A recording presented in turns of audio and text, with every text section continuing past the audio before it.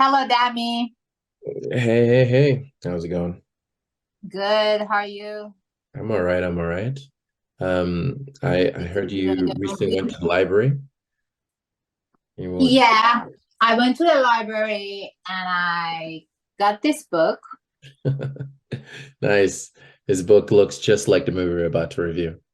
Uh, Exactly.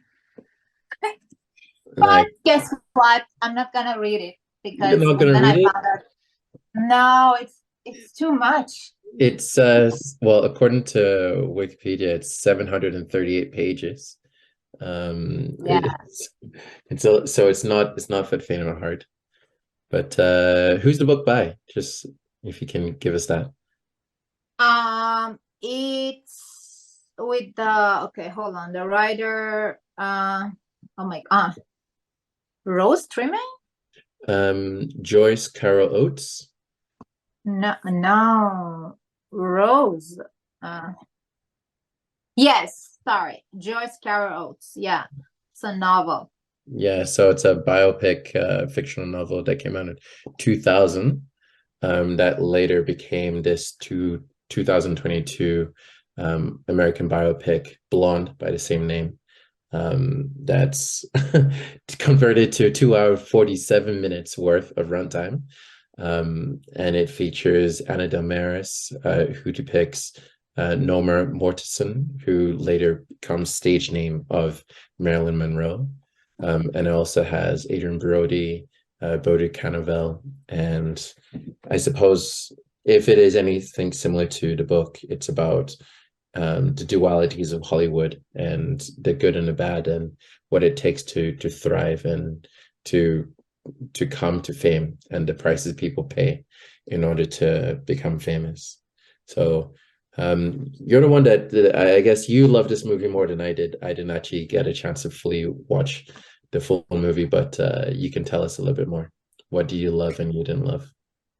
I mean, for me, it was very interesting. I've never been into, I always liked Marilyn Monroe, but I've never like been so curious about like how was like her private life and what she's been doing all her life. And I know that she was like an orphan, but I didn't really know like I didn't know that she was so sad and insecure. I've always thought, okay, so she had like a very short life, but probably it was like all fame and money and attention and everything.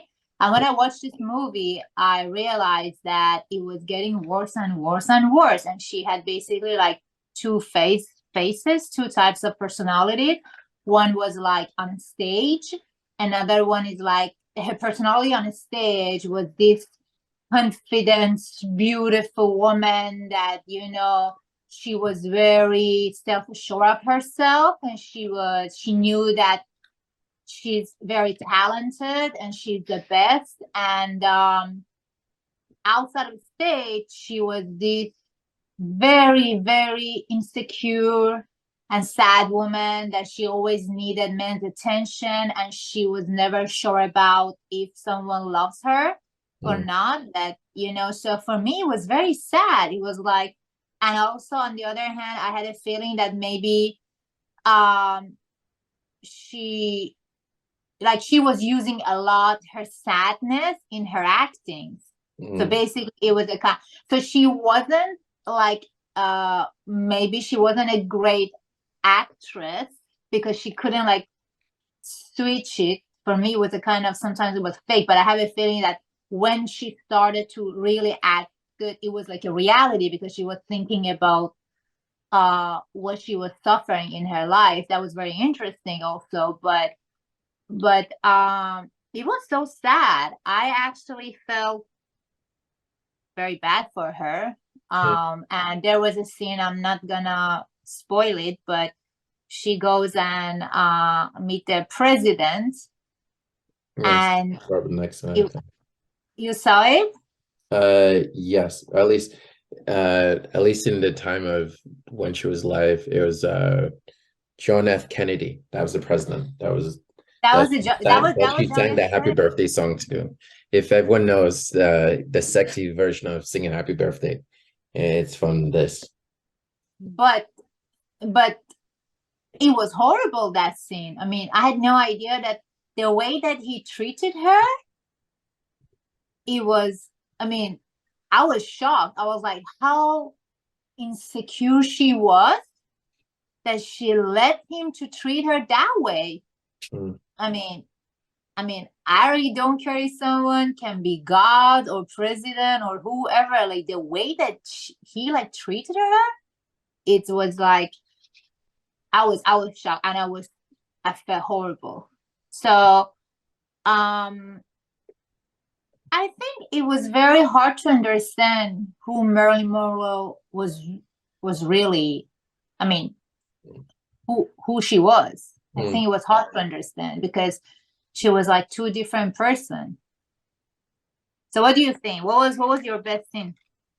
For me, it's I don't think I have really a best scene, but I have a very telling scene. So for me, a telling scene was um when you see her really show that she's not who she is on stage, like when she's watching the where she's watching her movie in cinema and she thinks her dad's out in the stands or somewhere watching, and you can tell like she's not feeling, she feels a big disconnect between who she is and who the person that everyone sees on stage, on camera.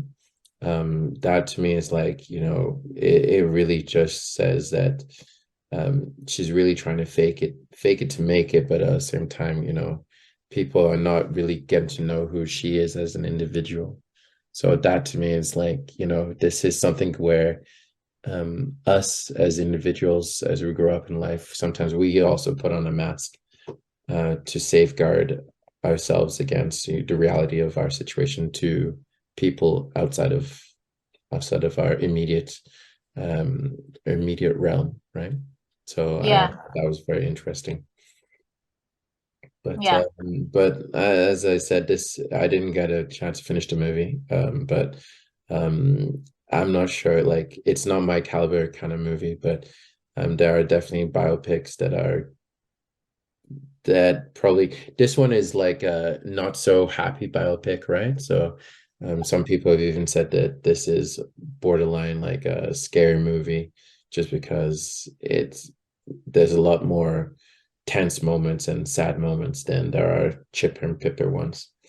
But that for me, I if I was to give it a rating, I'll give it currently a 4 out of 10, just because it's not my kind of movie. But